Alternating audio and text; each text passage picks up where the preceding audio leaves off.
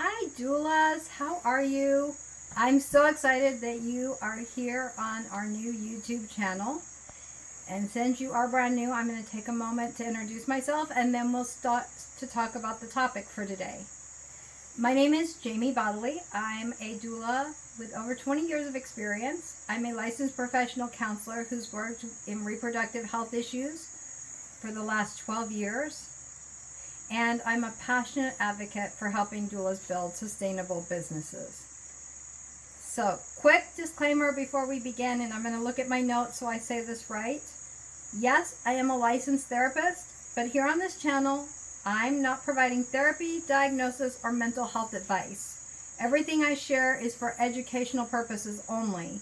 If you're looking for mental health support, please reach out to a qualified provider in your area.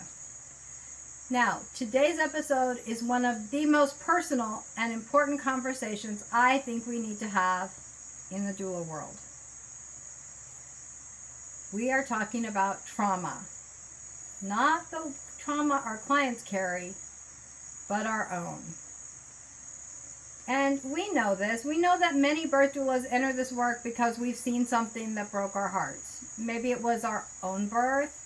Maybe it was a loved one story, or maybe it was a feeling of being dismissed, unseen, or unheard, because we know that's extremely common in the medical community. And so we said to ourselves, I'll be the person I needed back then.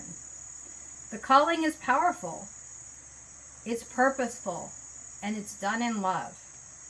But here's the truth I had to learn, and maybe you do too. Helping others is not the same as healing ourselves. If we haven't processed our own trauma, it doesn't go away just because we show up in service. It festers. It seeps into the spaces we hold. And sometimes without realizing it, we bring it into the birth room. Let's talk about how this plays out. Unprocessed trauma doesn't sit quietly in a box. It's in our nervous system. We feel it. It's in our stress response. It's in our reactions. Maybe we freeze when we needed to speak up. Maybe we overcompensate, feeling like we have to rescue everyone. Maybe we dissociate or check out when birth feels too familiar or too tense. And it's not because we're bad doulas. It's because we're humans who have lived a life with some difficulties. And we have pain associated with that. Let me share a story that really changed how I think about this. Before I share the story, let me just give you a quick reminder that I have a Facebook group if you're on Facebook, and I'll post that link below. And if you're here on YouTube, like and subscribe and give us some love. So let's go on to the story. Years ago, I was attending a birth. It was going well. It was she was doing so beautifully. They had their aromatherapy. They had their music playing. Things were really going quite beautifully, and my phone buzzed. I looked down, and it's my husband.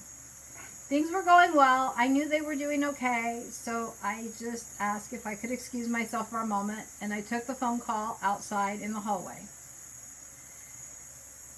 My husband told me that my daughter, who was autistic, who is autistic and was an eloper back then, had run away.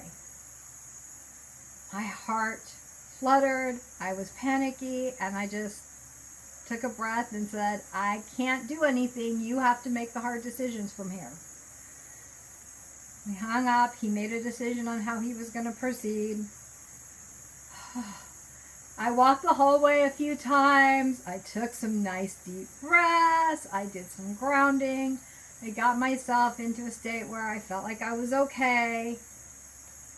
And I walked back into the room. As I just barely opened the door and stepped in, my client says, and is everything okay? In kind of a panicky tone. And I was surprised because I had said nothing. I thought I had done all the right things. But here's the thing. I hadn't said a word, but she felt my energy. Because energy can't be hidden. And we need to stop pretending that we can control it, that we're that powerful. It can't be hidden. Our nervous systems talk to each other. And in labor, when everything is raw and open, our clients feel what we carry, even if we say nothing.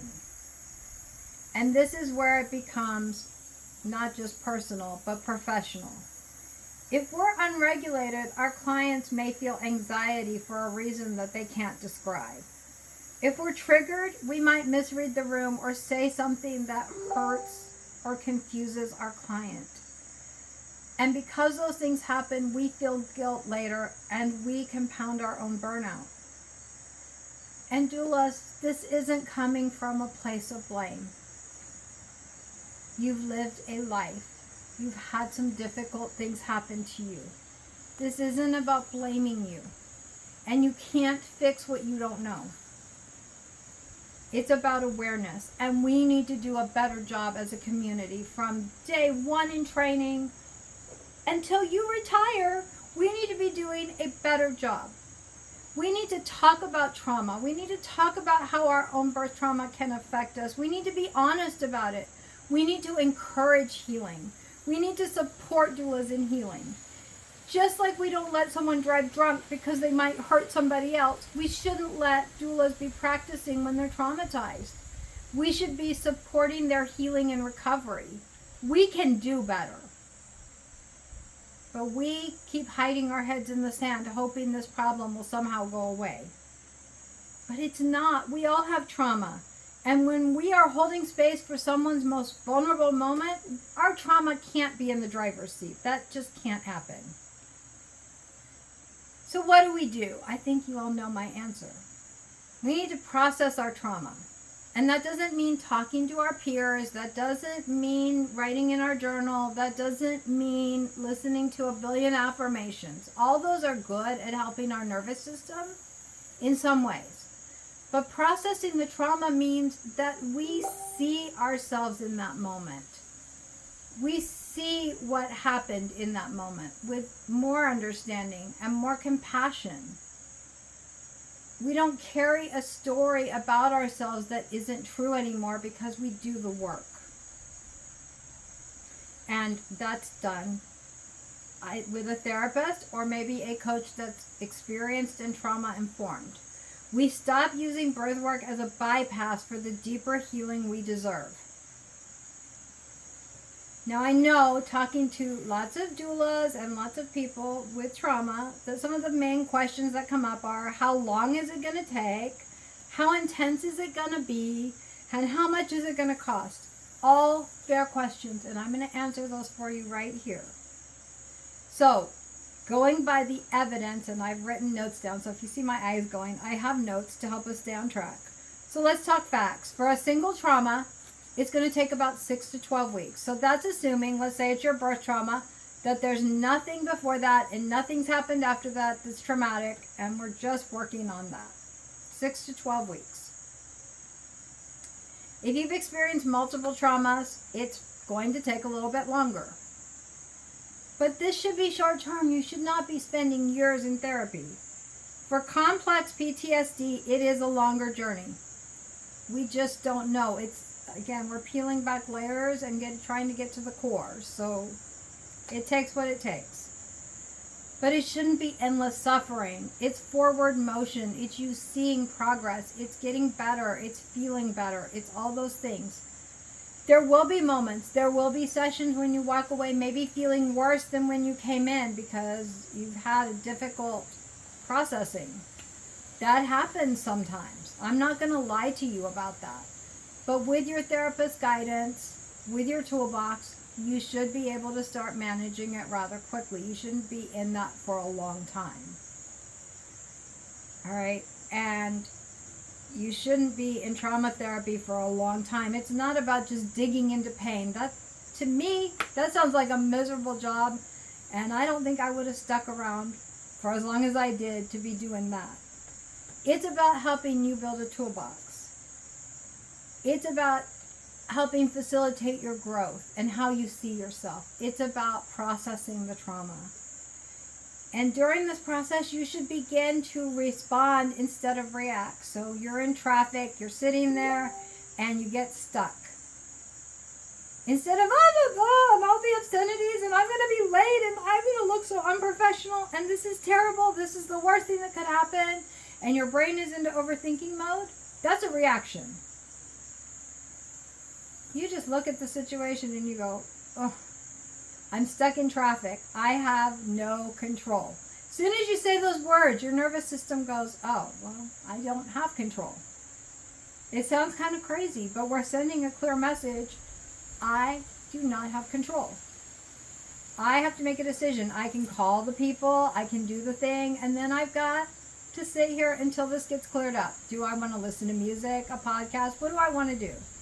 I'm now responding instead of reacting, and oh, it feels so good. If you've been in anxiety and overthinking for a long time, the ability to respond instead of react is an incredible gift.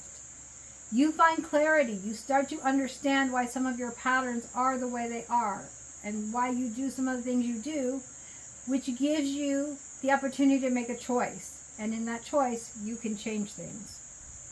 You become someone who trusts herself again. Oh, this is, in my mind, obviously my clients do the hard work. They're the ones who make decisions daily. They make choices. I get to facilitate growth. I get to be there in their process. But when they come in and they say, it's been 2 weeks since I've seen you and I did okay. I didn't have any major problems. I managed things. That's a beautiful thing. Things feel better for them. And when they come to their final session, if they give you that courtesy, some people just kind of ghost out and we know that they were doing better the last time we saw them. But if they come in and they say, I finally feel like I can handle things. I finally feel like I don't have to hide. Guys, it is the most beautiful thing in the world. And to be part of that, I hope that all trauma therapists feel this passionately, because to be part of that is something amazing and miraculous. They did the hard work, and that's worth everything. And I want that for you. I want that for you. I want you to feel that same joy at feeling in control again. All right, we got to come back to some hard truths, don't we? The hard truth is helping people won't heal your trauma. It might suppress it because we put it under the layers of people saying we did a good job, of getting those hugs, of feeling that oxytocin, all those things. But we're also in very hard situations where sometimes things don't go well. Sometimes clients are mad at us. Sometimes we don't feel like we did a good job. And our trauma can amplify that and all the negative messages that go with it. That's why this is so important.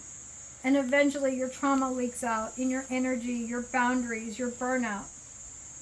And guys, passing your trauma off to your clients because you're strong enough, that's just not good enough. We can do better, and we need to do better. We owe it to ourselves.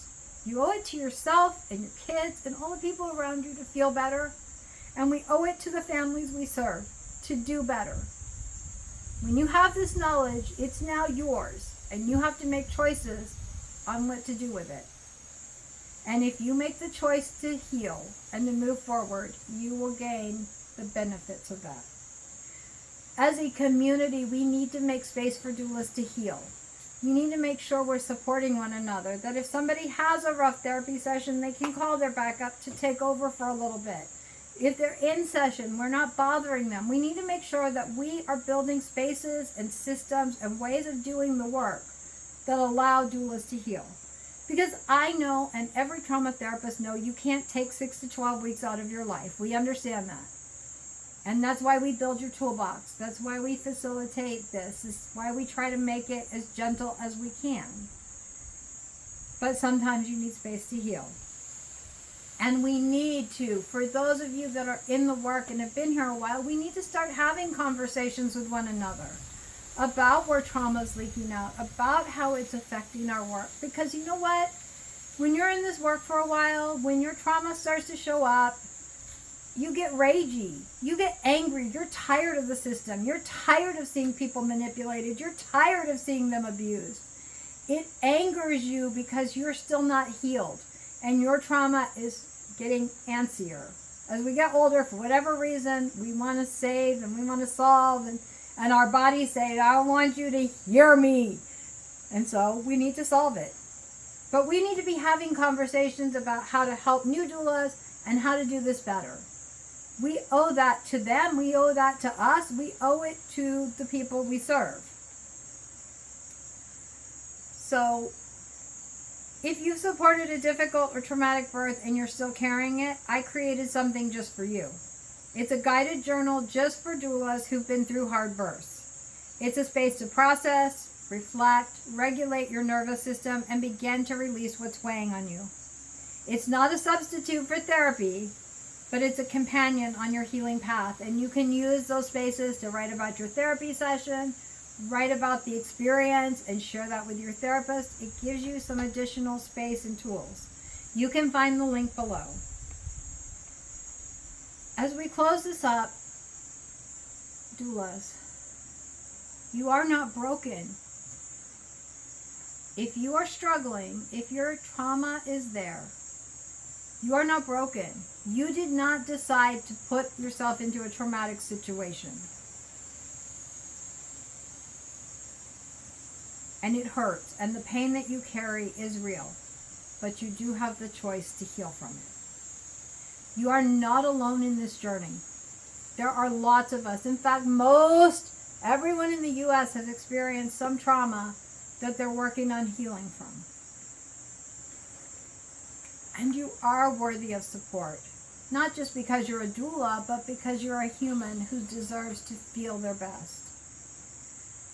If this video spoke to you, please share it with another birth worker. And let's stop pretending. Let's stop pretending we can hide our energy, we can control our trauma, we can get past it and be strong enough. Let's do the thing that's going to heal us. And that's going to be hard for some of you. It's going to be putting yourself in the chair and trusting someone else with your most intimate details, a vulnerable spot in your life. It's going to mean going through this process. It's going to mean doing these things. But at the end of the day, the benefit is going to far outweigh the discomfort if you can just move through it. But you have to make that choice. I hope you make the choice to start healing. I hope that you come one day to your therapist and say, I feel so much better. I'm stronger. I'm more confident. It's all been worth it. I hope that's you. Thanks for being here, and I will see you next time.